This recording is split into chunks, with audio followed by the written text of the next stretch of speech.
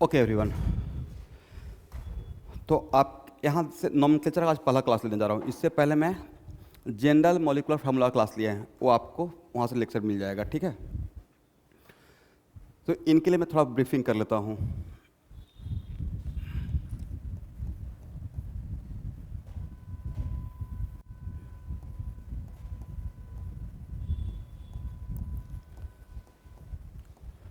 Nomenclature कितने type का होता है?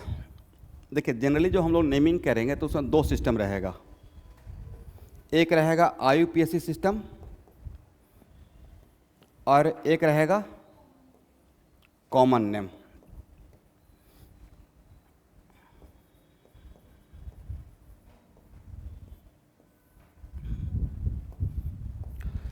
IUP सिस्टम का सर्टेन रूल्स रहेगा और उस रूल के अकॉर्डिंग हम लोग नेमिंग करेंगे।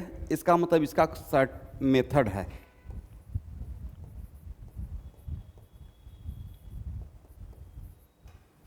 बट कॉमन नेम में कहीं कहीं कुछ मेथड रहेगा, बट जनरली ये क्या है,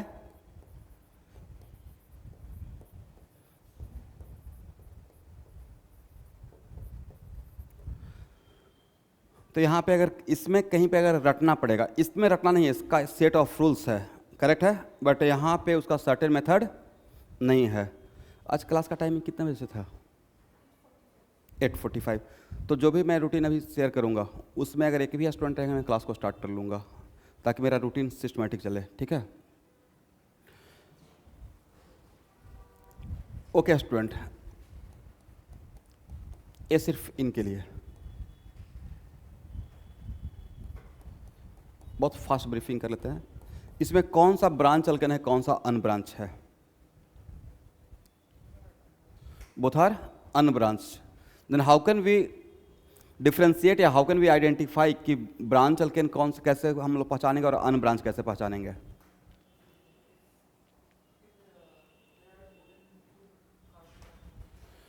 ओके एवरीवन, यहाँ देखना है,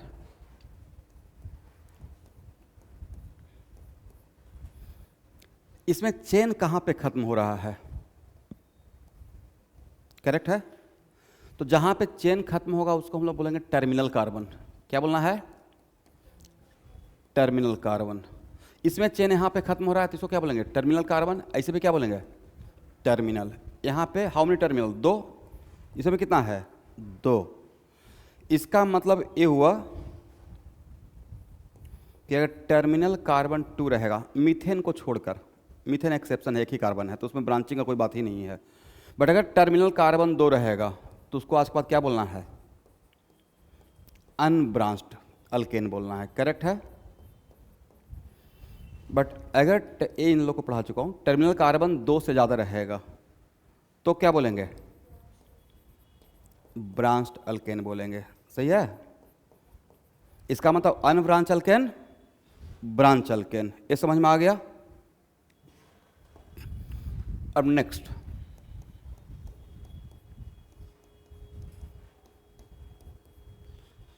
ए ब्रांच या अनब्रांच?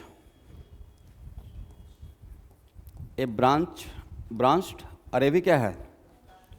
ब्रांच्ड। वजह? सर इसमें टर्मिनल कार्बन कितना है? 4। और इसमें टर्मिनल कार्बन कितना है? 3। अब next question, which one is more branched? तो जिसमें टर्मिनल कार्बन ज़्यादा रहेगा उसमें ज़्यादा ब्रांचिंग हो गया। टर्मिनल कार्बन ज़्यादा रहेगा तो ब्रांचिंग ज़्यादा रहेगा। इसका मतलब इसे क्या बोलेंगे? ए और बी में ए हो गया मोर ब्रांच्ड और ए क्या है? Less branched.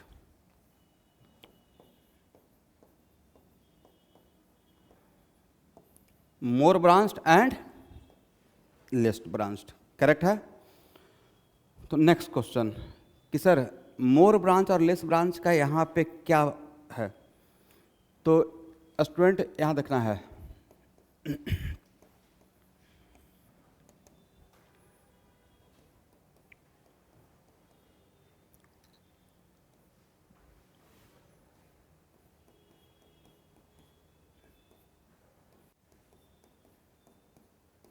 और इतना तो सबको पता होगा कि यहाँ पे कुछ नहीं दिखाया हो, मतलब यहाँ पे 3 हाइड्रोजन है, हिडन रहता है। यहाँ पे कितना हाइड्रोजन? 2। तो इन सब का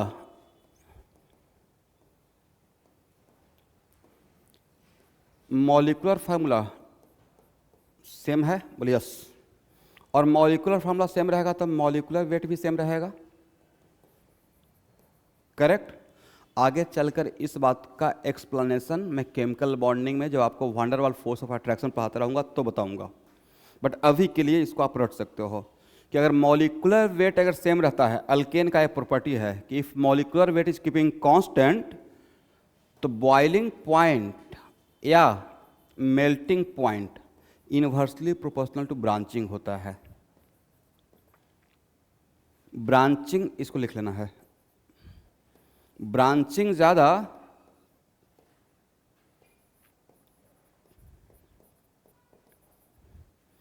लेकिन इस कॉन्सेप्ट को अप्लाई करने के लिए इस पे बहुत बढ़िया से कंप्लीट एक क्लास लिया जाएगा under the heading one der Waal force of attraction. But इसको लगाने के लिए what is keeping constant? Molecular weight is keeping constant. बस इन लोग को नोमेनक्लेचर के लिए थोड़ा सा इंट्रोडक्शन देकर छोड़ दिया था, ठीक है। यहां तक समझ में आ गया? इसको लिख लेना है। तो ये जो मैंने मॉलिक्यूलर बॉइलिंग पॉइंट या मेल्टिंग पॉइंट का बात किया, ये अल्केन का क्या है? बोले physical property, not chemical property, correct है। यहां से ही डिसाइड हो जाएगा डेंसिटी एंड ऑल, करेक्ट है। और डेंसिटी, एक मिनट, क्या बोल सकते हैं? डेंसिटी ज़्यादा तो विस्कस कैरेक्टर ज़्यादा, अब विस्कस कैरेक्टर ज़्यादा तो सरफेस टेंशन ज़्यादा, बोलिए यस। विस्कस कैरेक्टर ज़्यादा तो रिफ्रैक्टिव इंडेक्स ज़्यादा, अब विस्कस कैरेक्टर ज़्यादा तो हीट ऑफ वेपोराइजेशन ज़्यादा, करेक्ट। कितना सारा प्रॉपर्टी एक साथ आ गया, इन सब पे क्वेश्चन पूछे हुए हैं। तो इन सब को बहुत एलाबोरेट में कहाँ करेंगे? केमिकल बॉन्डिंग में under the heading one der Waal force of attraction. बस अभी के लिए मैंने ब्रांचिंग का इंपॉर्टेंस बता दिया कि what the importance of branching, ठीक है। अब यहां देखिए सब में कितना कितना कार्बन है, एक और इंपॉर्टेंस देख लीजिए कि ब्रांचिंग का क्या इंपॉर्टेंस है।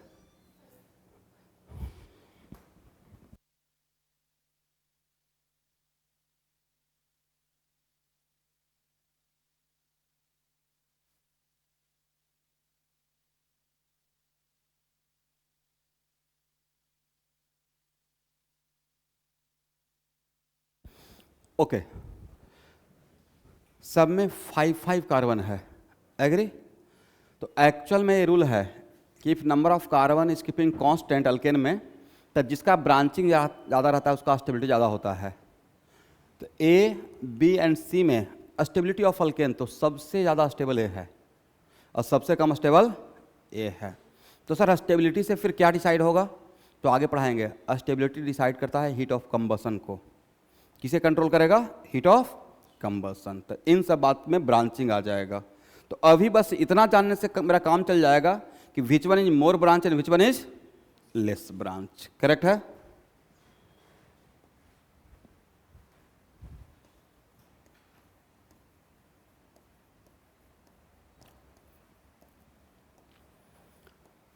Nomenclature of unbranched alkane.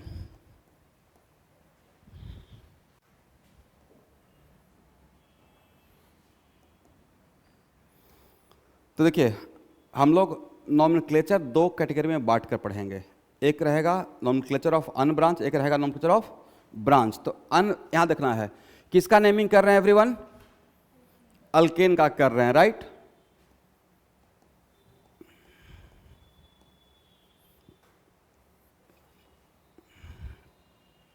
इसको दो, अब यहां से लिखना स्टार्ट करना है। इसको 2 पार्ट में डिवाइड करना है, अल्क एंड एन।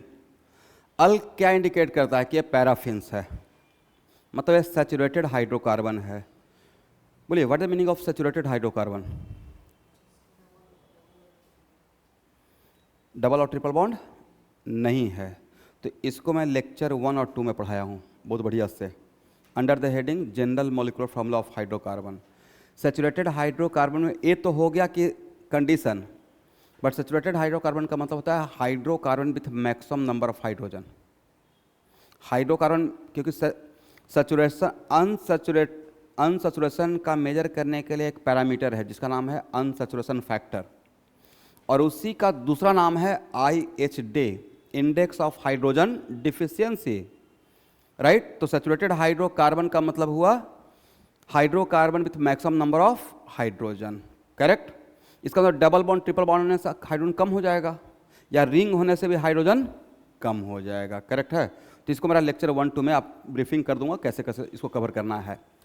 तो अल्क का मतलब हो गया पैराफिन्स अल्केन, और एन का मतलब होता है नंबर, सॉरी एन का मतलब होता है पैराफिन्स और अल्क का मतलब होता है नंबर। इसका मतलब क्या रहेगा, एन नंबर रहेगा, और एक क्लास ऑफ कंपाउंड जिसको हम लोग क्या बोल रहे हैं, अल्केन बोल रहे हैं, एग्री। तो अनब्रांच अल्केन का नेमिंग करने के लिए बस 2 ही चीज चाहिए, और अनब्रांच तो आप पहचान पाओगे कि कैसे, कि टर्मिनल कार्बन कितना रहेगा, 2 रहेगा। तो एक लाइन लिख लीजिए, for nomenclature of unbranch alkane, for nomenclature of unbranch alkane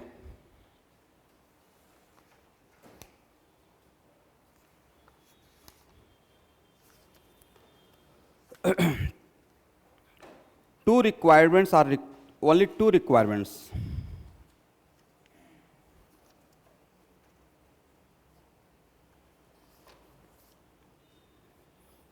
first में लिखिएगा, name should reflect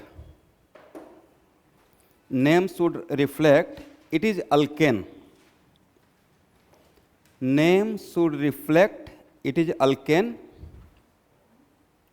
name should reflect that it is alkane. बोलिए एल्केन है, इसको रिफ्लेक्ट करने के लिए क्या होना चाहिए, for this suffix should be ane, for this suffix should be, तो जितना भी अल्केन रहेगा उसके लास्ट में क्या आएगा, एन आएगा। And second point, name should also reflect, name should also reflect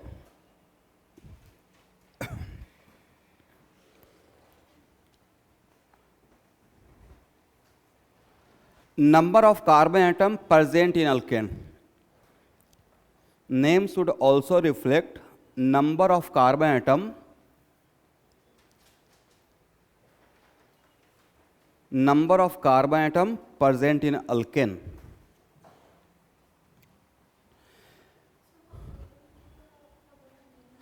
इसका मतलब हो गया कि अल्केन है, सैचुरेटेड हाइड्रोकार्बन, और ग्रीक वर्ड में अल्क का मतलब होता है नंबर। क्या नाम होता है, मतलब होता है नंबर। फॉर एग्जाम्पल, इसका मतलब अनब्रांच अल्केन का नाम क्या होगा, सिंपली नाम क्या लिख देना है, अल्केन नाम रहेगा। तो जितना भी नाम रहेगा उसके लास्ट में क्या रहेगा, एन रहेगा, ये सब में रहेगा, बस ए चेंज होते रहेगा, बिकॉज ये क्या है, संख्या, नंबर, करेक्ट है। फॉर एग्जाम्पल, इसमें कितना कार्बन है, तो मिथ का मतलब होता है 1, तो मिथ लास्ट में क्या लगा दीजिए, एन लगा दीजिए, करेक्ट है।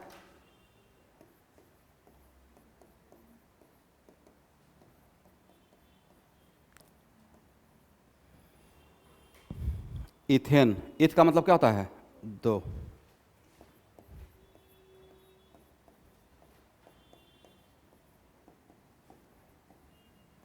प्रोपेन,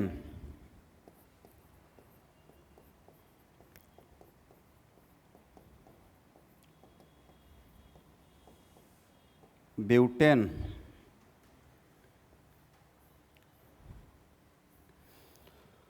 बोलिए हाउ मेनी कार्बन एटम, 1 2 3 4 5, इसका नाम क्या रहेगा, पेंटेन।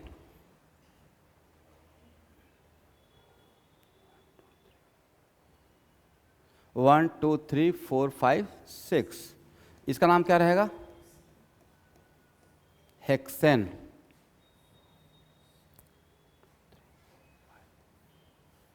1 2 3 4 5 6 7, इसका 1 2 3 4 5 6 7 क्या नाम रहेगा स्टूडेंट, हेप्टेन होता है। करेक्ट है?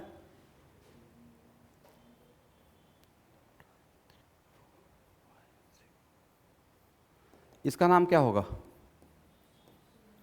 ऑक्टेन। ओके स्टूडेंट, 9 कार्बन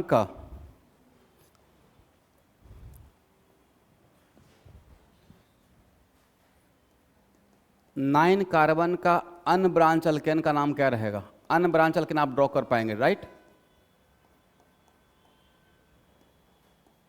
क्या होता है? नोनेन। करेक्ट है?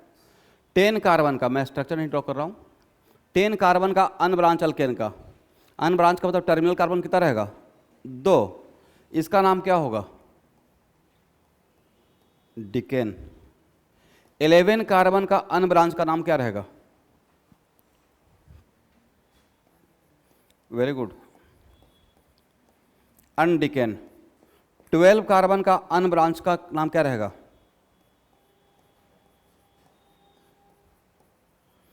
डोडिकेन। 13 कार्बन का अनब्रांच का नाम क्या रहेगा? ट्राइडिकेन। 14 कार्बन का अनब्रांच का नाम क्या रहेगा? टेट्राडिकेन। 15 कार्बन का अनब्रांच का नाम क्या रहेगा? पेंटाडिकेन। 16 कार्बन का अनब्रांच का नाम क्या रहेगा?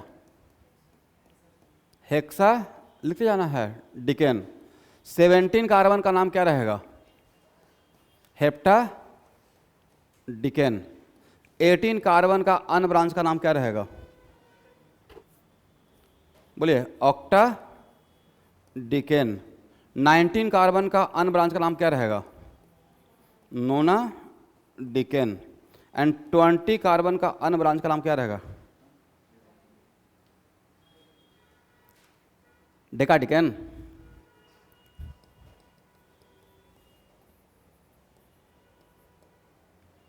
EICASANE, इकासेन। ठीक है, बट मुझे नहीं लगता कि 20 से ज़्यादा का चाहिए होगा, तो मच मोर हो गया। तो क्या 1 से 20 तक अनब्रांच अल्केन का नाम याद रहेगा?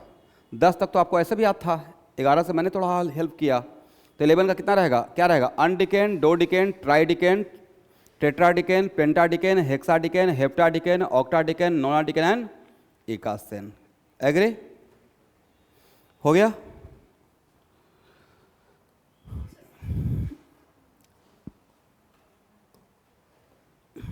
लिख लीजिए।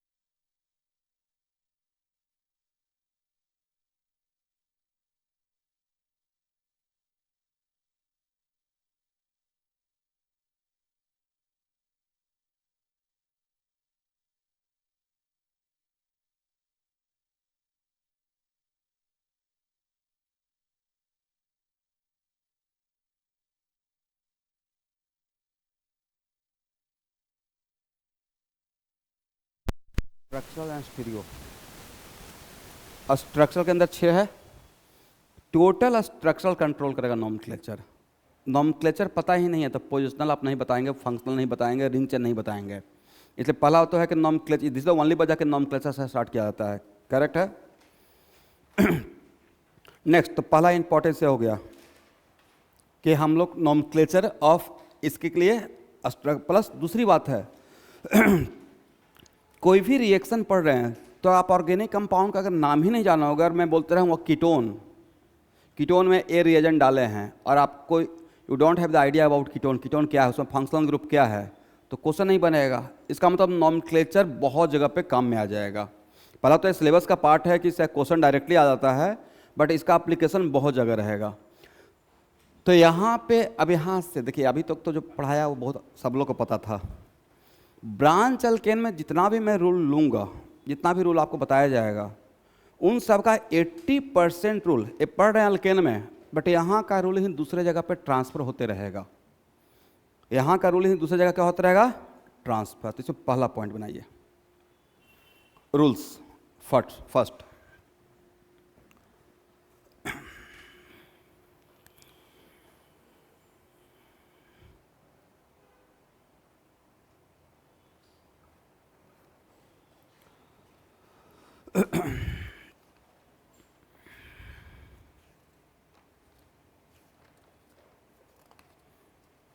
देखिएगा, find the parent chain,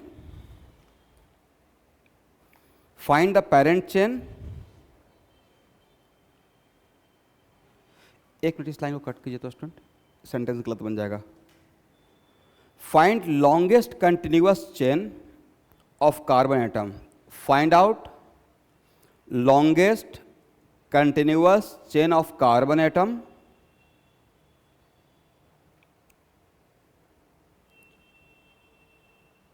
this will be called parent chain. This will be called parent chain, giving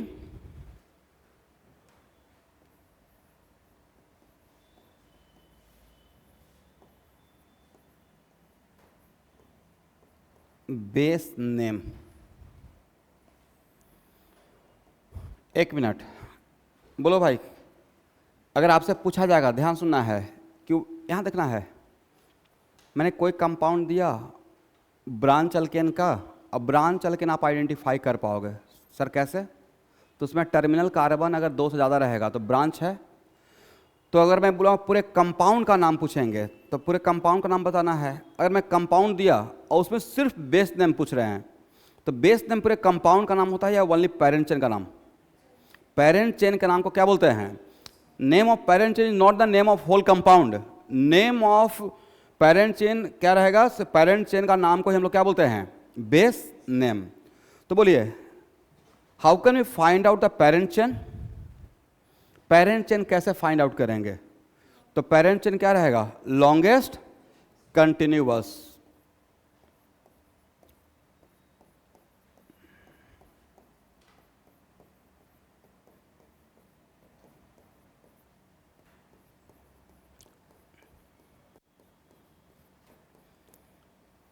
okay everyone, यहां देखना है,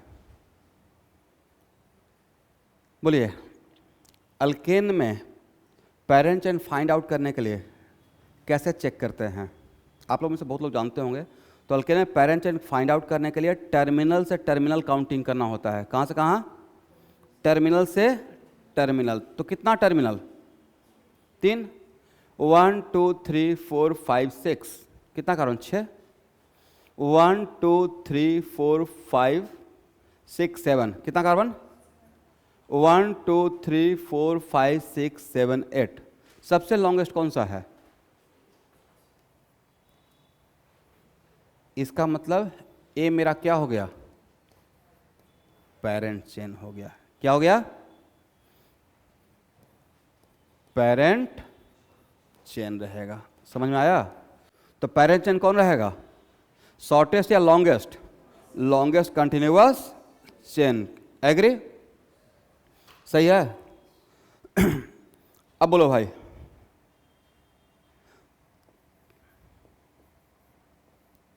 बेस नेम क्या होगा? किसके नाम को हम लोग बेस नेम बोलते हैं? पूरे कंपाउंड के नाम को या सिर्फ पेरेंट चेन को?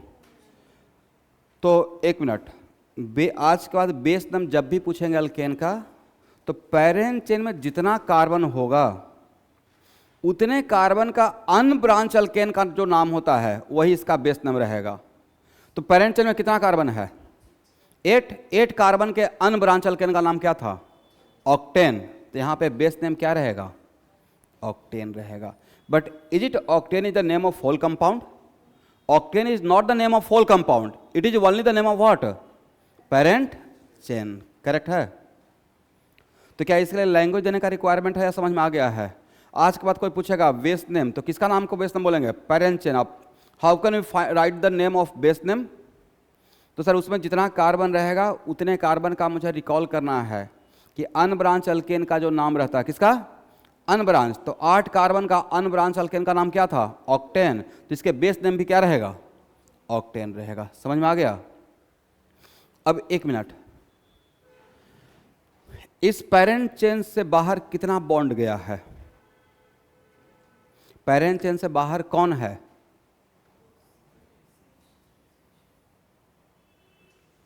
करेक्ट। तो मैंने बोला इस पेरेंट चेन से बाहर कितना बॉन्ड? तो बोले 1। कितना बॉन्ड? 1 बॉन्ड है, करेक्ट है। तो इस 1 बॉन्ड के थ्रू इस तरफ कुछ ज्वाइन जुड़ा हुआ रहेगा, राइट। इसका मतलब है कि इस पेरेंट चेन को क्या बोलेंगे? तो एनी एटम और ग्रुप ऑफ एटम, एटम और group of atom which are attach with parent chain are called what? Substituent. क्या बोलेंगे? सब्स्टिट्यूएंट। लिखिए,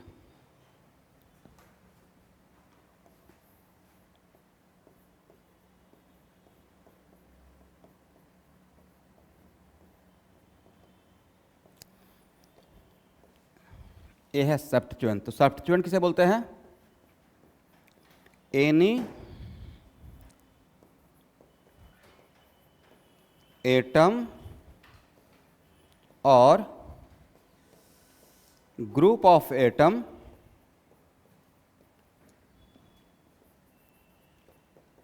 which are attached with parent chain are called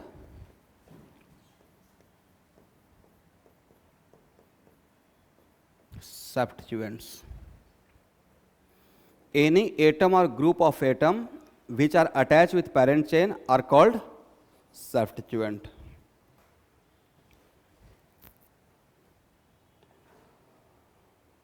यहां तक हो गया?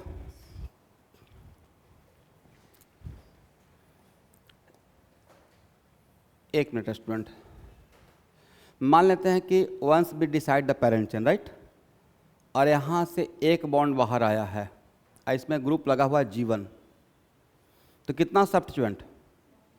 1। तो क्या इसको बोल सकते हैं मोनो सब्स्टिट्यूटेड पेरेंट चेन? क्या बोलेंगे?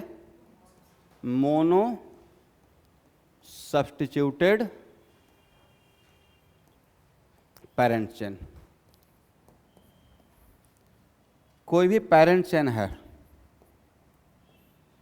इसमें अगर 2 सब्स्टिट्यूएंट लगा हुआ है तो इसे क्या बोलेंगे? Di substituted parent chain.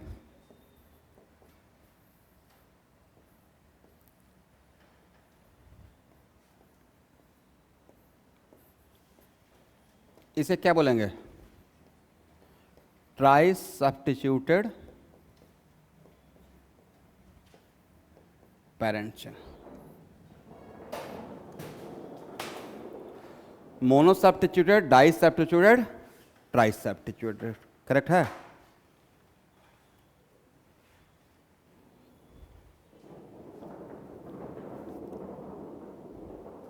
इसे हटाएं।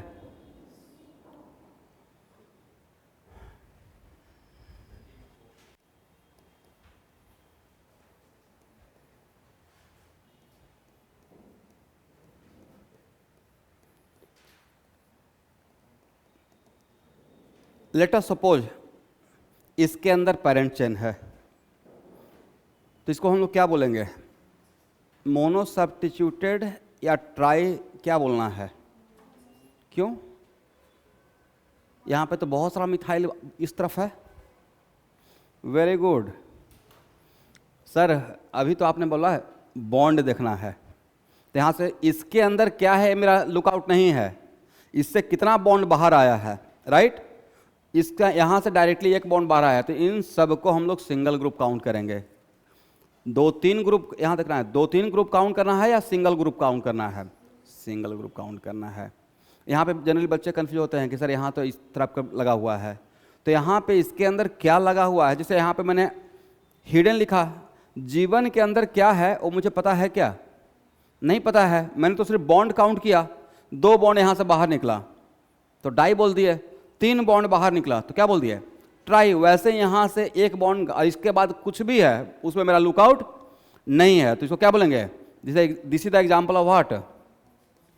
Mono substituted parent chain. सही है?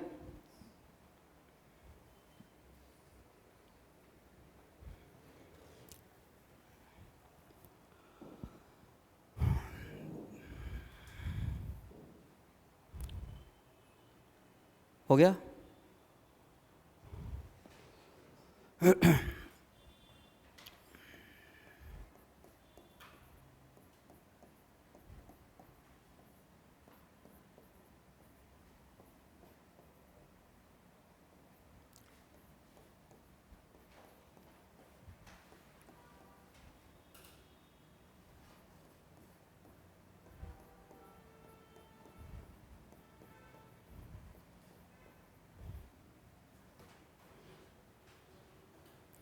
Okay everyone, which one is parent cell?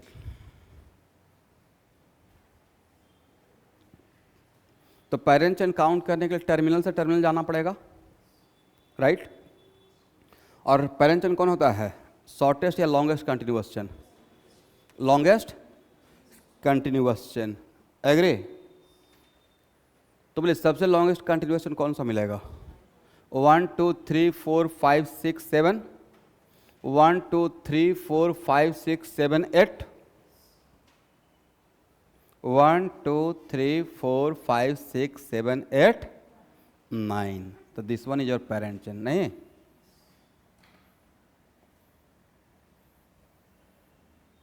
लिख लीजिए। तो ये मेरा क्या रहेगा? पेरेंट चेन रहेगा। समझे? पेरेंट चेन क्या था? शॉर्टेस्ट था या सबसे बड़ा चेन? इसका मतलब उसके लिए ये नहीं देखना है, हर जगह पे क्रॉस वेरीफाई करना पड़ेगा।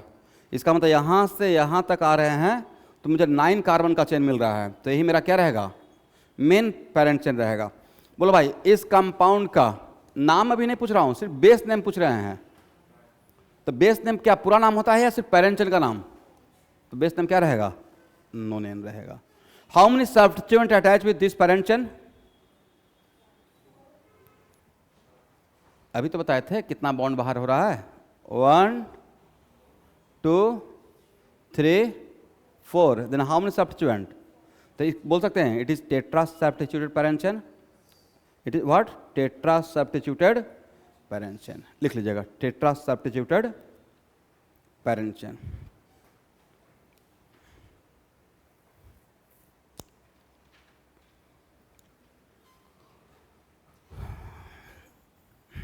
ये हो गया? इसको हटाए? इसका मतलब क्या पेरेंट चेन अब आप सिलेक्ट कर लोगे? हो गया everyone?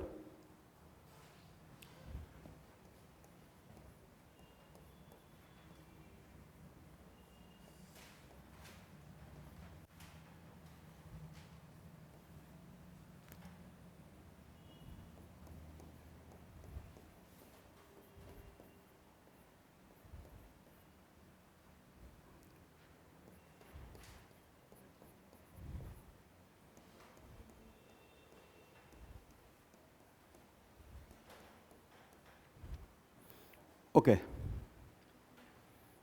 Which one is parent chain?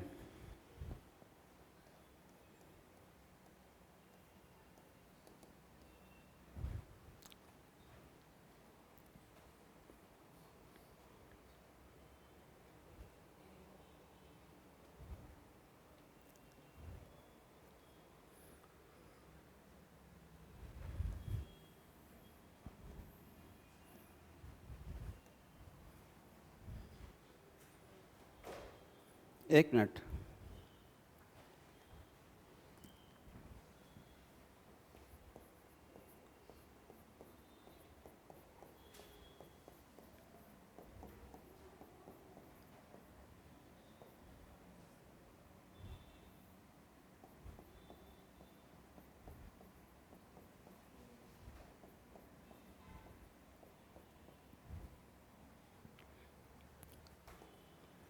Chemistry best हो जाएगा स्टूडेंट, केमिस्ट्री बेस्ट में बेस्ट हो जाएगा। आप जिसके लिए सोच रहे हो फिजिक्स केमिस्ट्री एकदम राइट प्लेस पे हो, ठीक है।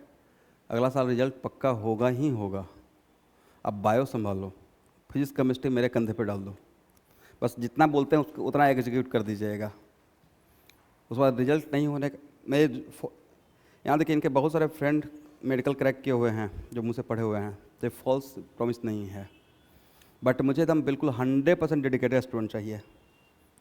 और वैसा भी नहीं है कि आपका रिजल्ट हो जाएगा तो मैं उसको बहुत मार्केटाइज करता हूँ, वो हो ही नहीं पाता है, करना चाहिए, उससे मेरा बिजनेस ग्रो होगा, वहाँ पे मैं पीछे हो जाता हूँ। बट आपका रिजल्ट अगर हो जाएगा तो मुझे बहुत सेटिस्फेक्शन होगी कि मैंने आपसे पैसा लिया, पढ़ाया। ऐसा नहीं कि हाँ पैसा ले लिया फिर नहीं अच्छे से पढ़ाएंगे, तो वो कहीं ना कहीं as a teacher guilty feel होने लगता है। मैं थोड़ा इथिकल इंसान है भाई, पैसा लिए हैं कि और पैसा छोड़िए, आपका टाइम बहुत इंपॉर्टेंट है, क्योंकि मेरे हम लोग का जो करियर बनना था वो बन गया, बट आपका जस्ट शुरुआत हो रहा है। बट मेरे चाहने नहीं चाहने से कुछ नहीं होगा अनटिल अनलेस जब आप खुद 100% नहीं दोगे। और ये सब नहीं सोचना है एक साल से देर हो गया या कुछ हो गया, कुछ नहीं फर्क पड़ता है, पूरी लाइफ बचा हुआ है। एक साल लेट से ही सही पहुँचे, क्योंकि 10 साल के बाद आप कहाँ पे हो वो मैटर करेगा, राइट। तो वो पॉजिटिव माइंडसेट रखना है। ड्रॉप वाले बच्चे के साथ एक नेगेटिव पॉइंट रहता है कि वो डीमोटिवेटेड होते रहते हैं, बट वैसा नहीं होना है। टाइम ऐसे निकल जाएगा एक साल, ठीक है। बस ये सोचना है, थोड़ा सा घर पे जाइए तो ड्रीमिंग कीजिए कि नहीं, ड्रीम इन द सेंस जैसे हम लोग करते थे तैयारी के टाइम पे, IIT हो जाएगा तो कितना बढ़िया रहेगा, लोग कितना तारीफ करेंगे। तो ये सब छोटा छोटा जो ड्रीमिंग रहेगा वो आपको मोटिवेट करते रहेगा।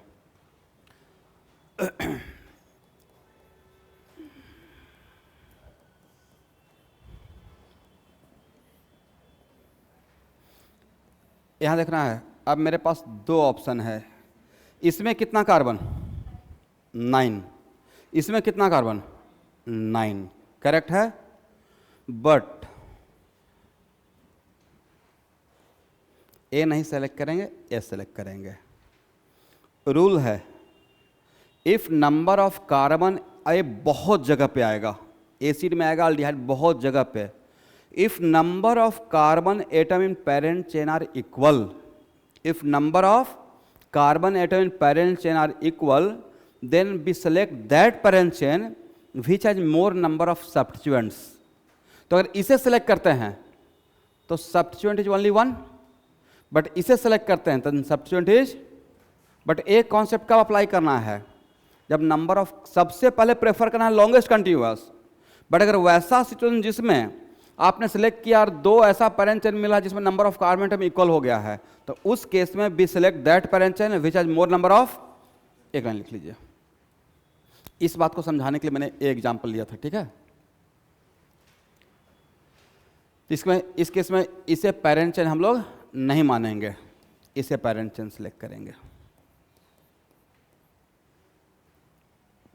तो यहां पे कॉन्सेप्ट क्या हो गया,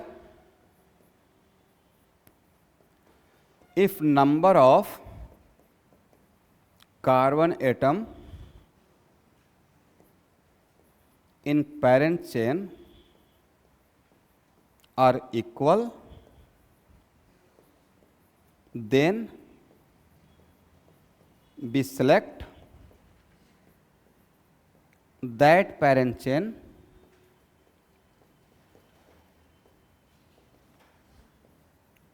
which has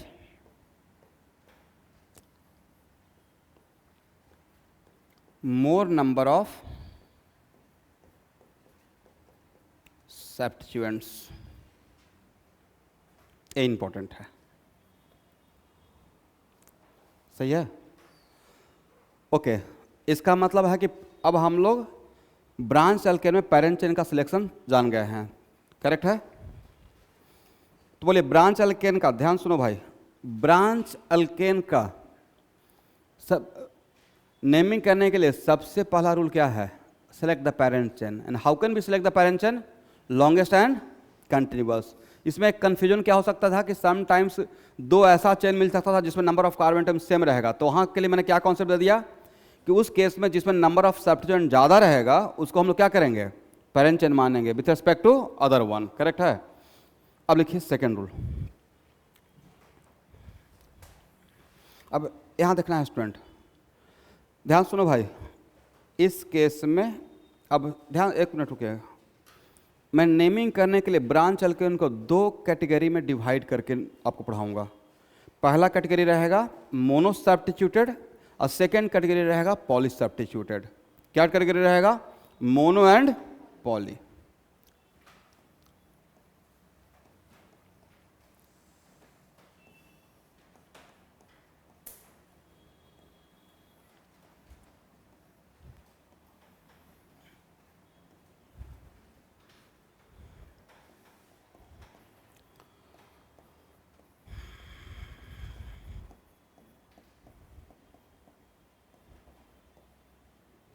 mono substituted, parent chain and poly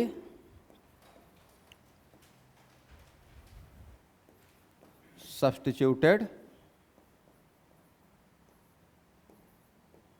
parent chain।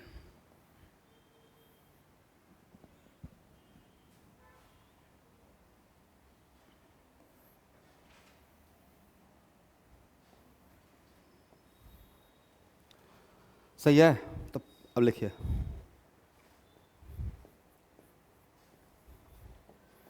Case of mono substituted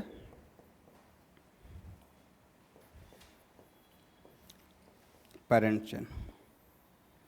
एक मिनट, और मोनो हो या पॉली हो उसके लिए रूल फर्स्ट सबके लिए कॉमन था। रूल फर्स्ट इज अल्केनिक नहीं, ऑर्गेनिक कंपाउंड, ऑर्गेनिक केमिस्ट्री में जितना भी मेरे सिलेबस में है सबका पहला काम यही होता है, select the parent chain. Select the, हाँ, पेरेंट चेन सेलेक्ट करने का तरीका अलग अलग हो सकता है, जैसे अल्केन, अल्किन, अल्काइन का अलग तरीका रहेगा, अल्डिहाइड का अलग तरीका रहेगा, बट पहला काम क्या होता है, सिलेक्ट द पेरेंट चेन। अब उसमें हम लोग mono substitute, case of mono substitute में रूल लिखिए second,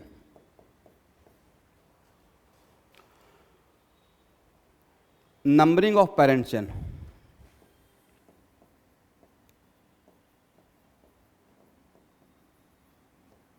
numbering of parent chain लिखिए, नंबरिंग ऑफ पेरेंट चेन, इसके लिए मैं लिख कर रहा हूं, ठीक है। Numbering of parent chain from the side, numbering of parent chain from the side which is closer to substituent, numbering of parent chain from that side which is closer to the substituent।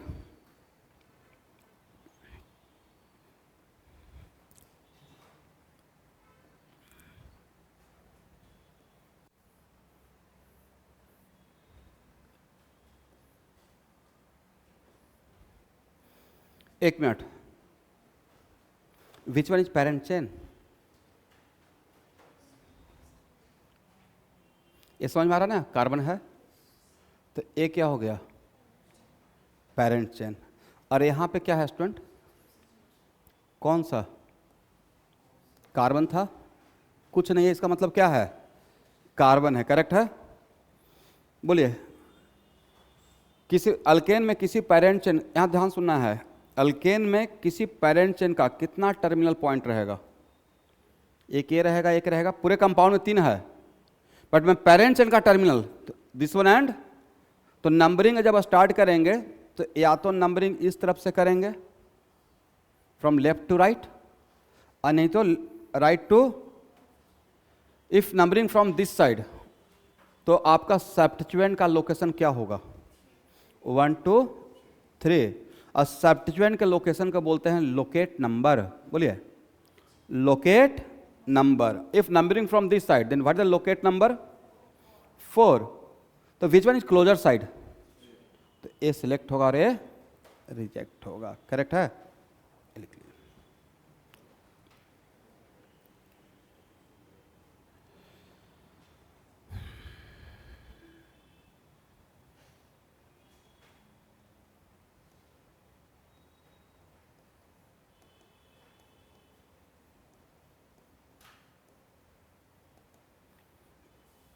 एक minute, पहला काम क्या है sir? Parent chain select करना।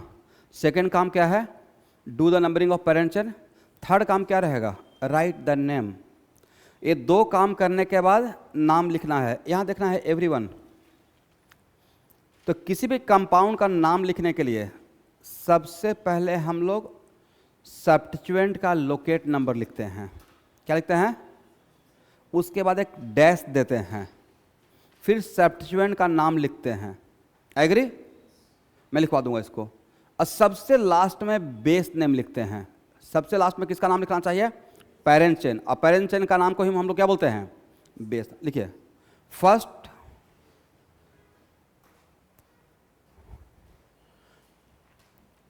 write the locate number, then give a dash। Dash का मतलब है number और नाम के बीच में ऑलवेज डैश रहेगा, ठीक है? और दो नंबर के बीच में क्या रहता है? Comma. First write the locate number, give a dash, then name of substituent,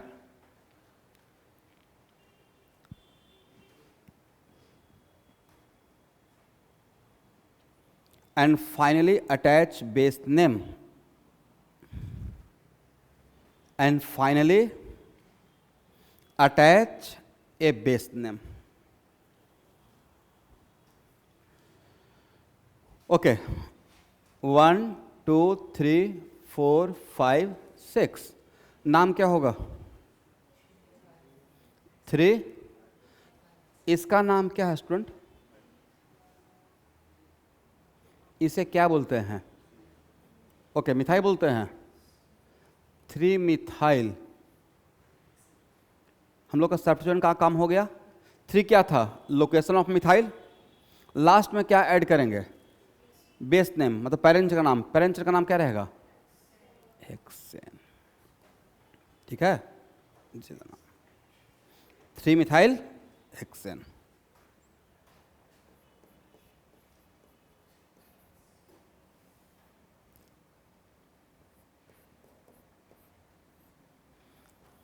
एक मिनट, मीथेन से अगर 1 हाइड्रोजन को रिमूव करेंगे, माइनस का मतलब हटाना, तो रेस्ट पार्ट क्या बचेगा? इसका नाम क्या था? मीथेन। तो इसे क्या बोलते हैं? मिथाइल। एग्री? यहां देखना है एवरीवन। अल्केन से 1 हाइड्रोजन को रिमूव करेंगे तो रेस्ट पार्ट को क्या बोलेंगे? अल्काइल। करेक्ट है? ये आगे पढ़ाऊंगा। अल्काइल, यहां देखना है सेपरेटली अल्काइल का नोमेनक्लेचर पढ़ाएंगे, ठीक है? अच्छा स्टूडेंट, ये मैंने तो अभी जस्ट स्टार्ट ही किया है। आप लोग का जस्ट थोड़ा बहुत कॉन्सेप्ट बीच में चेक करते रहूंगा। किसी भी अल्केन से कितना अल्काइल? मैंने बोला यहाँ से अल्केन से 1 हाइड्रोजन रिमूव करेंगे तो रेस्ट पार्ट, बचा हुआ पार्ट को क्या बोलेंगे? अल्काइल। सेकंड क्वेश्चन है, किसी भी अल्केन से कितना अल्काइल? किसी भी अल्केन से कितना अल्काइल? 1 अल्काइल। करेक्ट?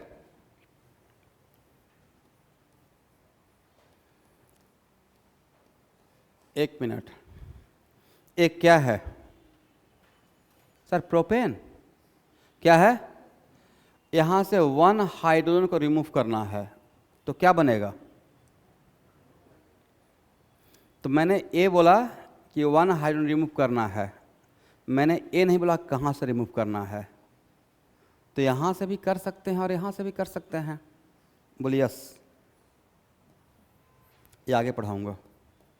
मतलब मुझे जो चेक करना था वो मैंने चेक कर लिया। आप लोग इसका माइंड मत करना भाई।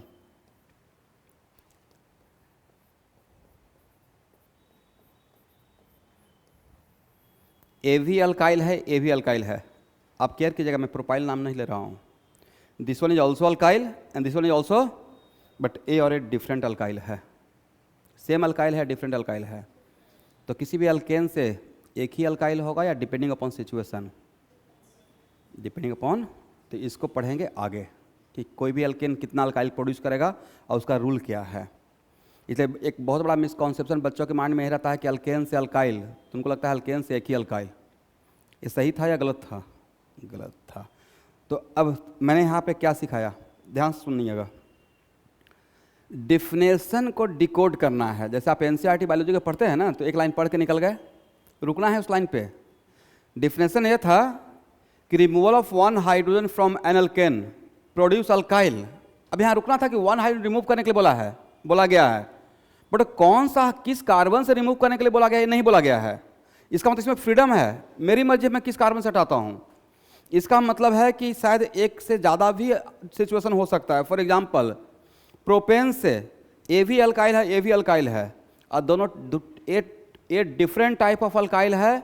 ऐसे मुझे इसका नाम है पता है, ए है प्रोपाइल और इसका नाम है methyl ethyl, commonly it is known as isopropyl. ठीक है, तो ए अलग अल्काइल है, ए अलग अल्काइल है। तो एक मिसकॉन्सेप्शन तो क्लियर किया, जिसके बारे में आगे हम लोग पढ़ेंगे। ठीक है, एनीवे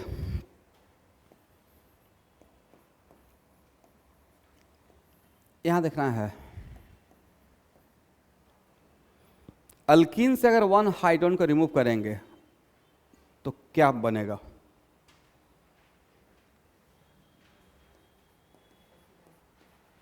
बोलिए, अल्कीनाइल। जैसे अल्काइल होता है वैसे क्या होता है? अल्कीनाइल होता है। लिखना है भैया स्टूडेंट।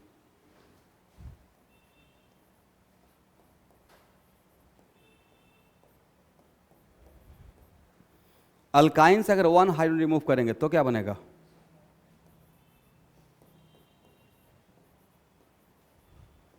अल्काइनाइल। इसका मतलब अल्काइल भी होता है, अल्किनाइल भी होता है, अल्काइनाइल भी होता है। ठीक है, इसे हटाए, हो गया।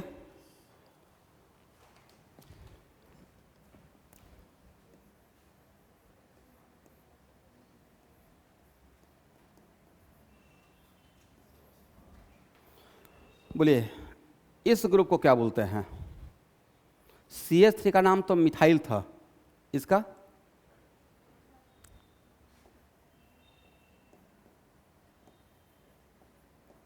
पढ़ना है, इट इज कॉल्ड मिथिनाइल। बोलिए, मिथिनाइल करेक्ट है, लिखना भी है, जो भी लिखेंगे सब लिखिए। This is called what? Methyl या मिथाइलिन। क्या नाम होगा? मिथाइलिन। आप कोऑर्डिनेशन कंपाउंड पढ़ के आए हैं स्टूडेंट, आप एक लिगेंड का नाम जानते होंगे, ethylene, ethylene diamine, ethylene diamine.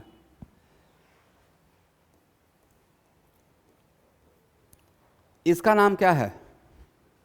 बोले सर इथाइल, क्या नाम है?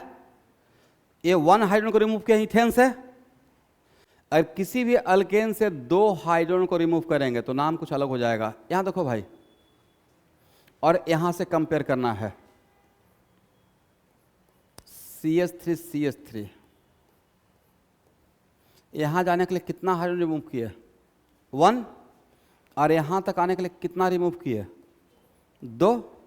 तो this is called what? Ethyl alkyl. इसको बोलते हैं इथाइलिन। क्या बोलेंगे? इथाइलिन। तो किसी भी अल्केन से दो हाइड्रोजन रिमूव करने के बाद जो रेस्ट पार्ट रहेगा उसका नाम क्या रहेगा? अल्काइलिन। अल्काइल या अल्काइलिन? अल्काइलिन। Methylene, ethylene. ठीक है, अब डिफरेंस समझ में आ गया कि 1 हाइड्रोजन रिमूव करेंगे तो अल्काइल बोलेंगे, और 2 हाइड्रोजन रिमूव करेंगे तो अल्काइलिन बोलेंगे। For example, this is called what? Methylene, this is called ethylene, this is called ethyl, और यहां पे रहता था नाम क्या रहता? मिथाइल। अब एक मिनट, अल्काइल भी होता है, अल्किनाइल भी होता है, और अल्काइनाइल भी होता है, करेक्ट है?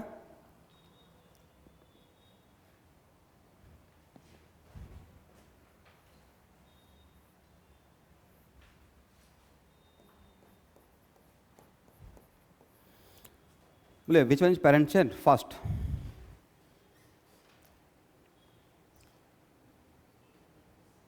तो सर इस केस में ऐसे जाएं या ऐसे जाएं, अलग बात है, सेम बात है? सेम बात है। तो ए मेरा क्या रहेगा? Parent chain. Once you select the parent chain तो सेकंड काम क्या रहता है, do the numbering of parent chain. If numbering from this side, अगर इस तरफ से नंबरिंग करते हैं तो कितना पे, 3 पे। If numbering from this side then 1 2 3 4 5, this one is selected, this one is 1 2 3 4 5 6 7। नाम क्या होगा, 3 इथाइल हेप्टेन। ठीक है, 3 इथाइल हेप्टेन, करेक्ट है। इसको हटाएं।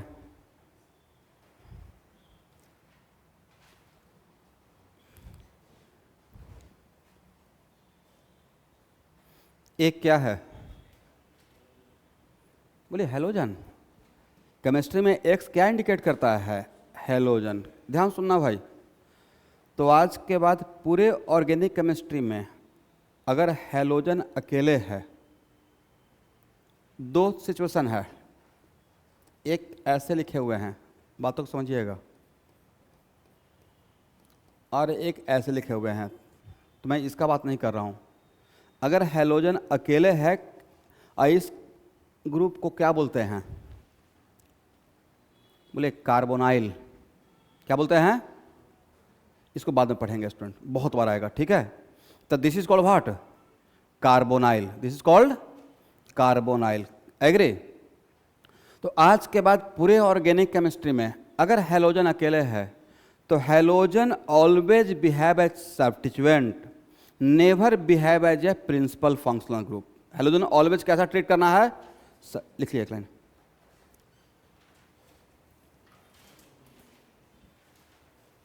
हेलोजन ऑलवेज, इसको नोट करके लिख लेना है, halogen always treated as substituent, never treated as principal functional group. Halogen always treated as substituent, never treated as principal functional group।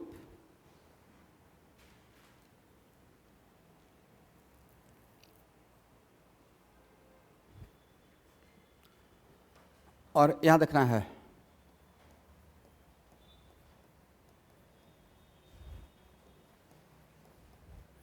Halogen का एज ए सब्स्टिट्यूएंट नाम होता है हेलो। क्या नाम रहेगा, तो फ्लोरीन का एज ए सब्स्टिट्यूएंट नाम रहेगा फ्लोरो, क्लोरीन का रहेगा क्लोरो, ब्रोमीन का रहेगा ब्रोमो, एंड आयोडीन का रहेगा आइडो।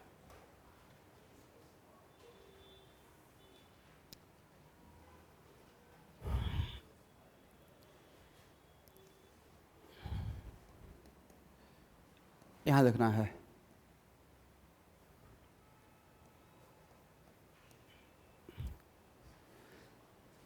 पूरे ऑर्गेनिक केमिस्ट्री में NO2 कभी प्रिंसिपल फंक्शनल ग्रुप ट्रीट नहीं होता है। ऑलवेज इसको कैसा ट्रीट करते हैं, नेमिंग के लिए सब्स्टिट्यूएंट लिखे, NO2 group always treated as substituent, always treated as substituent.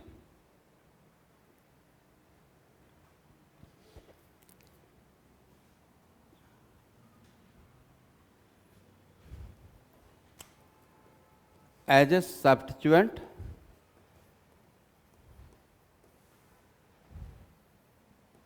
इसका नाम होता है नाइट्रो। क्या होता है, नाइट्रो। तो NO2 का एज ए सब्स्टिट्यूएंट नाम क्या रहेगा, तो देखिए स्टूडेंट, एक्चुअली हम लोग का हेडिंग है नोमेनक्लेचर ऑफ अल्केन, बट इसका थोड़ा सा मैं यहाँ पे एडवांटेज ले रहा हूँ, साथ साथ में हेलो अल्केन का भी नेमिंग कर देते हैं।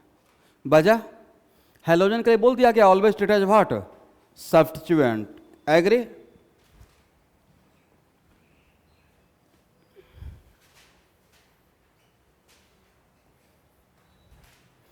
अब इसका नेमिंग करना रहेगा, तो इज इट अल्केन, ये अल्केन नहीं है, ये हेलो अल्केन है। This is not the example of hydrocarbon, ये अल्केन नहीं है, इसका नाम क्या है, हेलो अल्केन है। बट इसका नेमिंग करने के लिए हम लोग को वहाँ तक वेट नहीं करना है, सिंपली इसका क्या, फाइंड द पेरेंट चेन। ये मेरा क्या हो गया, पेरेंट चेन, और ए क्या हो गया, सब्स्टिट्यूएंट। और this is the case of what, mono substituted parent chain. How many substituent, 1। Numbering किस तरफ से करेंगे, 1 2 3 4 5 6। नाम क्या रहेगा, 3 क्लोरो हेक्सेन। और एक इसका कौन सा नाम है स्टूडेंट, बोले सर आईयूपीसी नेम। कौन सा नेम है, आईपोक नेम, लिख लीजिए।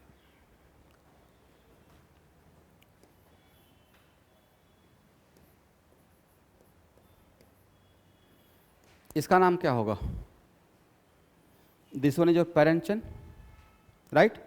इसके दोनों तरफ से नंबरिंग सेम है, 1 2 3 4 5। नाम क्या रहेगा, 3 नाइट्रो पेंटेन,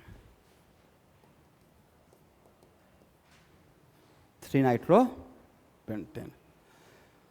तो क्या साथ साथ हम लोग हैलोजन और नाइट्रो को भी इंक्लूड कर लिए, इसलिए वहाँ तक वेट करने का रिक्वायरमेंट नहीं था।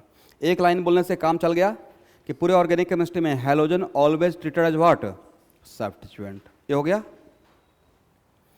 तो क्या मोनो सब्स्टिट्यूटेड अल्केन का नेमिंग हो जाएगा, बहुत आसान है, इसमें तो ज़्यादा पजल है भी नहीं। करेक्ट है, क्या करना है, पेरेंट चेन सेलेक्ट करना है, उसके बाद नंबरिंग कर लेना है। और नंबरिंग किस तरफ से करेंगे, जिस तरफ से सब्स्टिट्यूएंट ज़्यादा क्लोज रहेगा, राइट। और उसके बाद first write the locate number dash name of substituent, और लास्ट में क्या अटैच करना है, बेस नेम। अब हेडिंग बनाइए।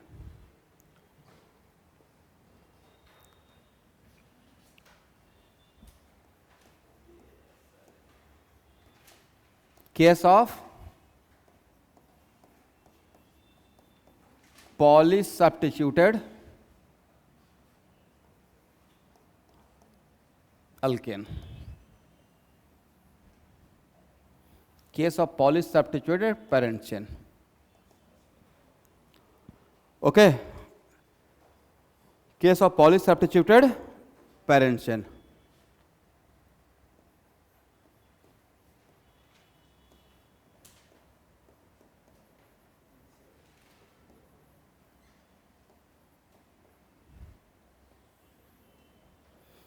अब ध्यान सुना student, case of polysubstituted di tri tetra whatever, इसके लिए नंबरिंग के लिए 2 रूल दिया गया है। कौन कौन सा, नंबरिंग करने के लिए 2 रूल दिया गया है। वन ऑफ द रूल का नाम है, बोलिए, सम रूल, और सेकेंड रूल का नाम बोला गया है RFPD। क्या बोला गया है, full form, rule of first point of difference.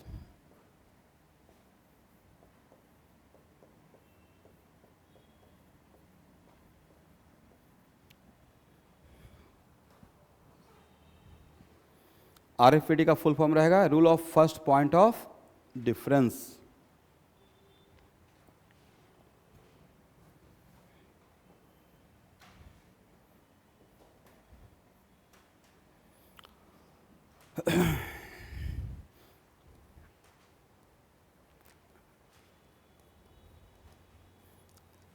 इसके बारे में लिखना है, देखिए sum rule.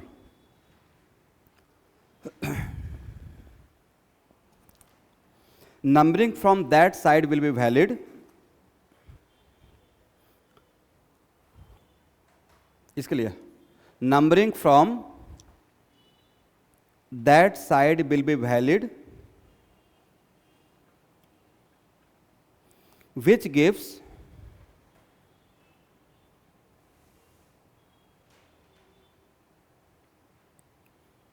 lowest sum of all locate number, which gives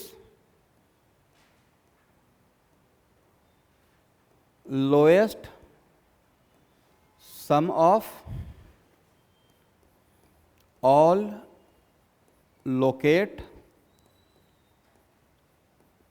number. Lowest sum of all locate number.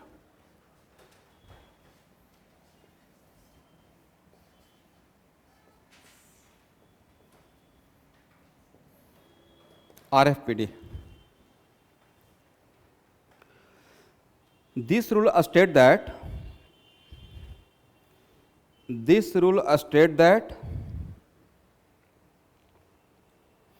numbering from that side will be valid. Numbering from that side will be valid, which gives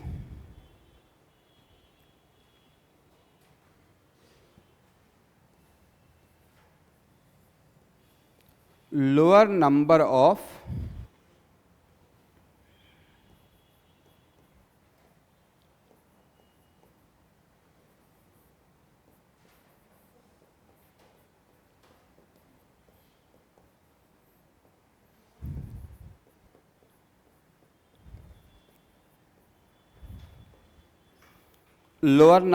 first point of difference. इसका मतलब मैं समझा रहा हूं, lower number of first point of difference. अब बस लिख लीजिए, मैं समझा रहा हूं, ठीक है? ओके एवरीवन,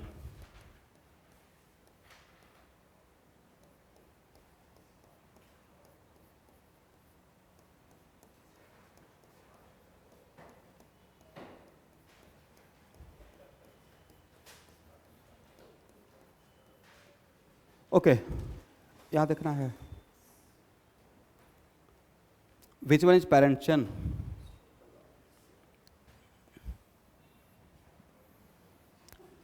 प्लीज बात नहीं करना, व्हाट द प्रॉब्लम? यहां देखो भाई, अब क्लास एक रिदम में स्टार्ट हो गया है और मंडे से एकदम sincerely sir everyone please come on time.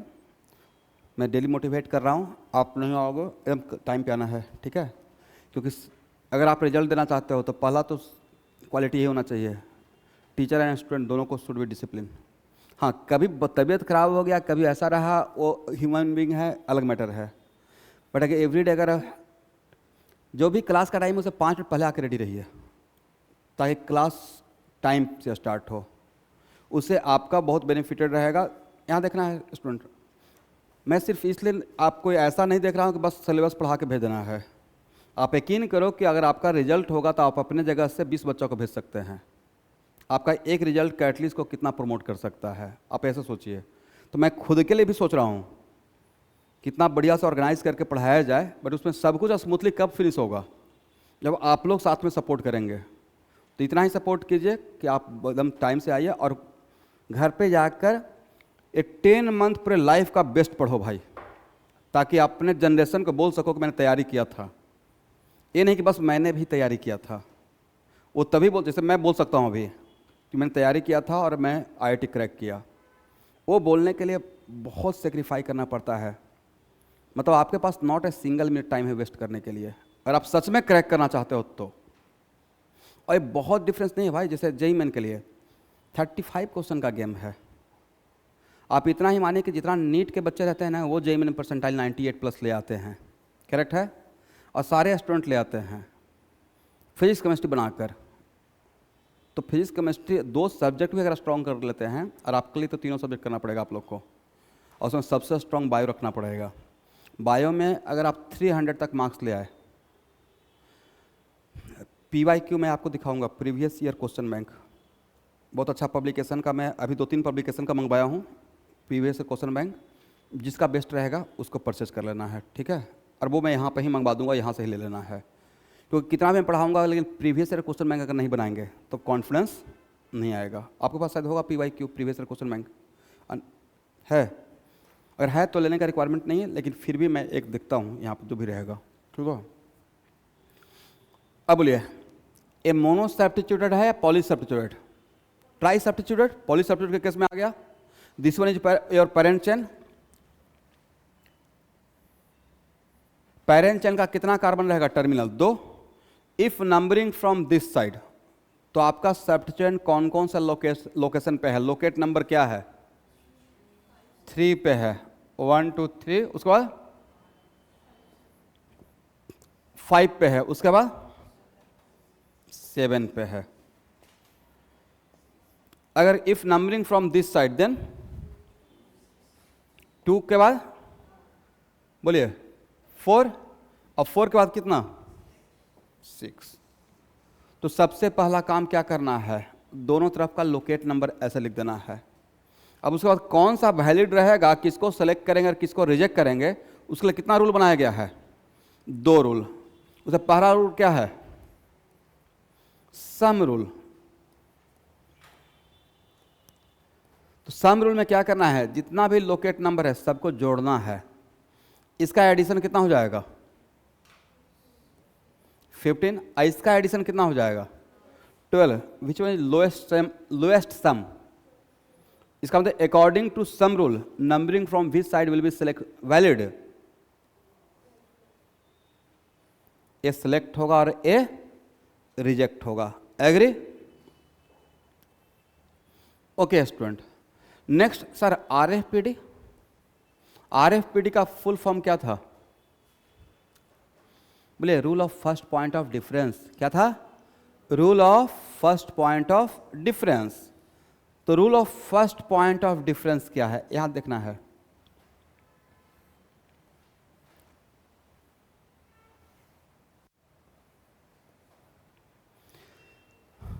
Three 5 7, अरे क्या है? 2 4 6।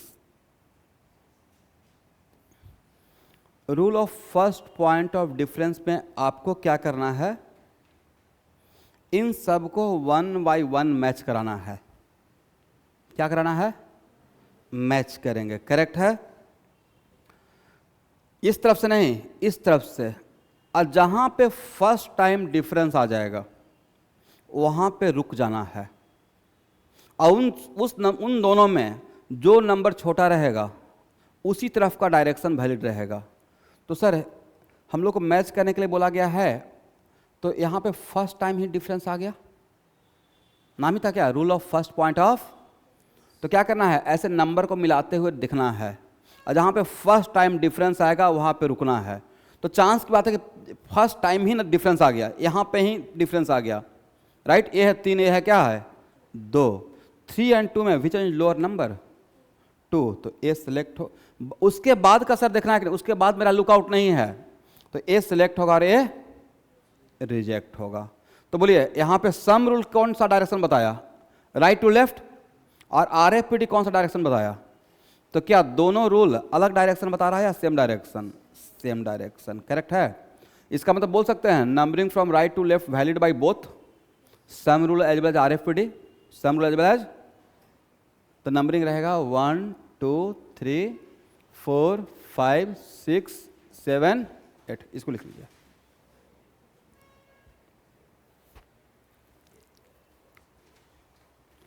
समझ में आ गया? How can be apply RFPD? Correct है? कैसे? आरएफपीडी में क्या करना है? जो भी लोकेट नंबर रहेगा उसको मैच करेंगे, और जहां पे फर्स्ट टाइम डिफरेंस रहेगा उसमें जो लोअर नंबर रहेगा वो मेरा डायरेक्शन करेक्ट रहेगा। करेक्ट है? इसको हटाएं। नेक्स्ट,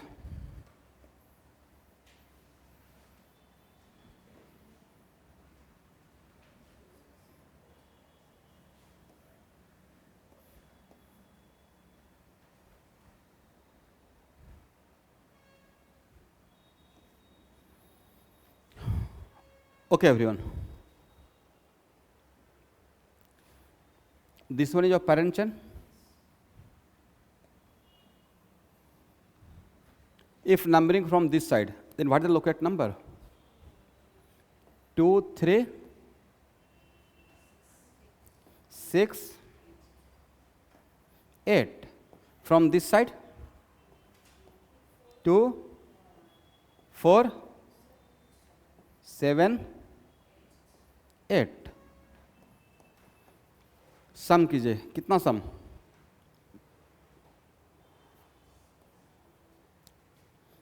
19, इसका कितना सम?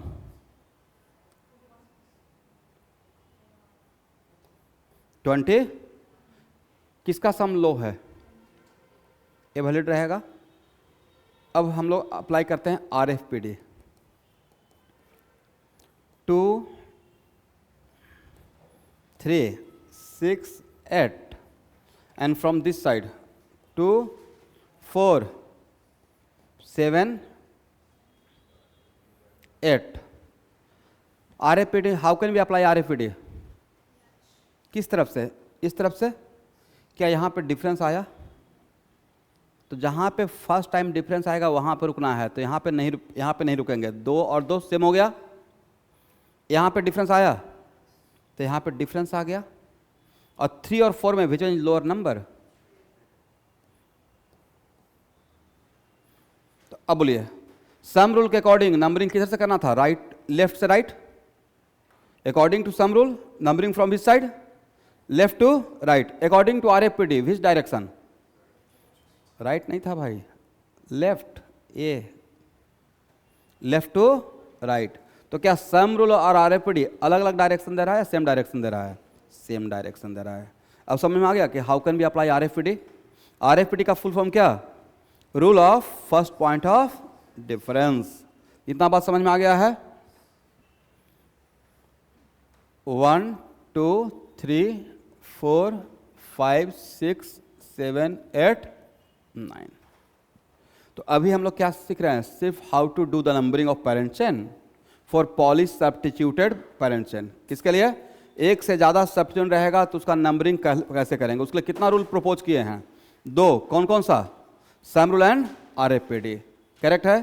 For applying RFPD full form में क्या था? Rule of first point of difference. उसमें क्या करते हैं? नंबर को मिलाते हैं और जहाँ पे पहला बार डिफरेंस आता है उसमें जो लोअर नंबर रहेगा वो साइड सेलेक्ट करेंगे, दूसरा रिजेक्ट कर देंगे।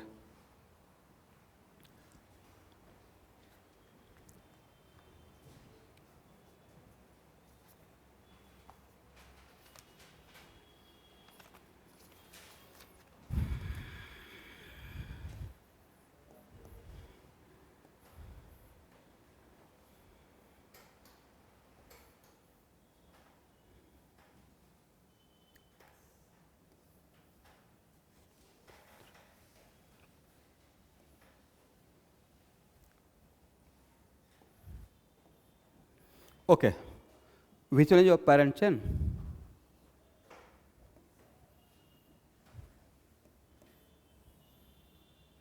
This is your parent chain, right? If numbering from this side, then 2, first 6, 7. If numbering from this side, 3, 4, 8. Do the sum 15। और इसका अगर ओनली सम रूल पढ़ाए होते देन सम तो इक्वल हो गया ना भाई। सम क्या हो गया? अगर RFPD का मैं नाम ही नहीं लेता, सिर्फ नंबरिंग करने के लिए एक ही रूल पढ़ा के निकल जाता कि सम रूल देख लेना है, तो यू आर गेटिंग कन्फ्यूज्ड क्योंकि सम इक्वल हो गया है। बट तो क्या यहाँ पे सम रूल नंबरिंग डिसाइड करेगा? Sum rule numbering. तो in this example failure of sum rule, बोलो भाई yes, failure of sum rule RFPD। इस तरफ से क्या था? 2, 6, 7 फ्रॉम दिस साइड 3, 4, 8। यहाँ पे ही डिफरेंस आ गया। 2 और 3 में which one is lower number? तो अब यहाँ बताना है, यहाँ पे नंबरिंग किसने डिसाइड किया? सम रूल या RFPD? Which one is superior? RFPD। एक मिनट, तो सम रूल का सफ़र यहाँ तक ही। बस आपको बताने के लिए सम रूल क्या होता है मैंने ये ले लिया, बट आज के बाद मैं सम रूल यूज नहीं करूँगा। तो क्या कौन सा रूल यूज करेंगे? Rule of first point of difference use करेंगे। करेक्ट है? लिखिए, इन this example failure of sum rule. In this example failure of sum rule.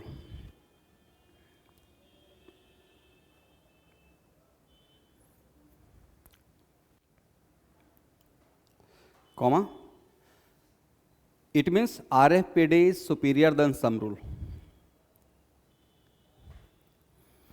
It means RFPD is superior than some rule.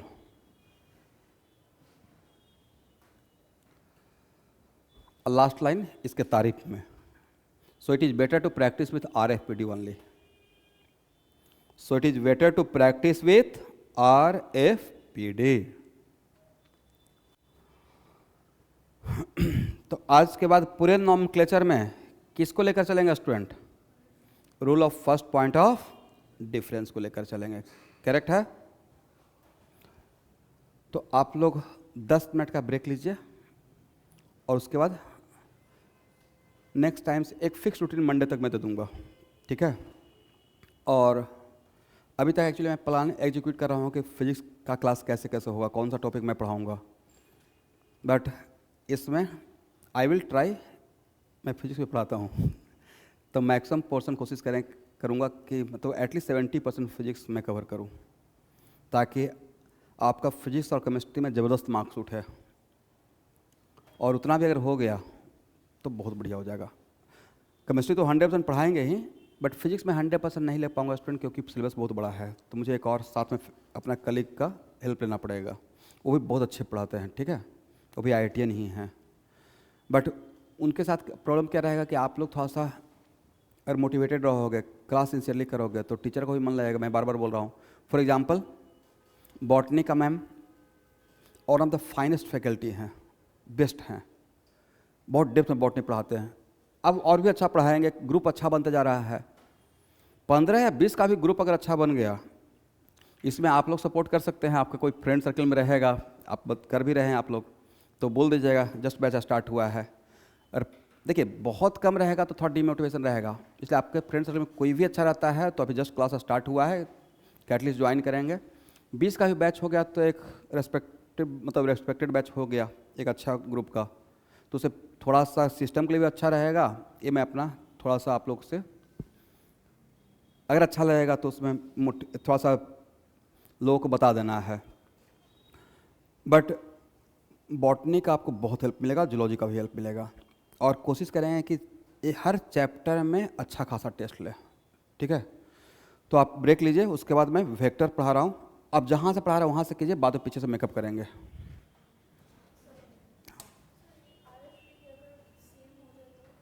उसको लेंगे next class, उसमें ही रहेगा. If RFPD fail तब कैसे करेंगे आगे पढ़ेंगे. ठीक है?